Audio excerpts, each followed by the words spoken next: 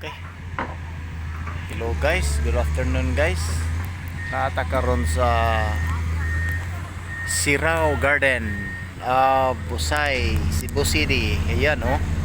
Si Sirao Garden oh. Ayan. So, nakakay mga buwak guys oh, nice sunflower oh. Ayun oh. Sunflower, so big sunflower. Yan, so muna siya ang Sirao Garden guys.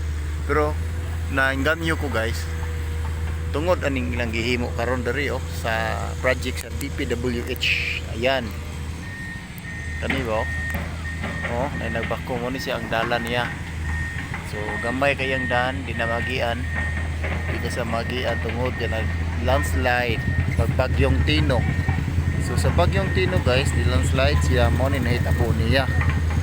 So ara ang mga bakal gipanglokot tungod sa paglandslide. So nangalukot siya di ara uban dira nakataga ko sa ubos oh, mga bakal oh. Pangpang siya guys, pangpang. So bukid kini siya. Ata sa bukid karon, ayan oh. Bukid. Ang tanaw to na, kunti nang layo ah. Pupulutan, wala siya.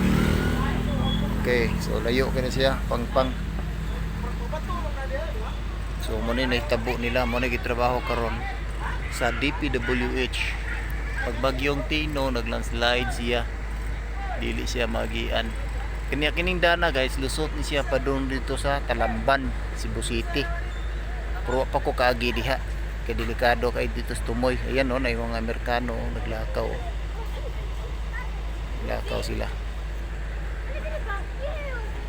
Pero Amerikano nagdaan na guys, turista, American citizen. Yan. So agi na sila. So muna nitabo karon diri sa Sirao Garden. Yan, pangpang kayo oh. Porting Lauma. No, tara ang Sirao. Nara di ang view sa Sirao. Yan. Madi ang parking. Yan. So muna yung updates karon guys diri sa Sirao Garden. Yan, ang kalsada gitrabaho. Oh. Yagi na ang skinan oh. Hinahinay lang kay pangpang kayo. Muna siya guys. Okay. Bye for now guys. See you next in Top Hills. Bye bye.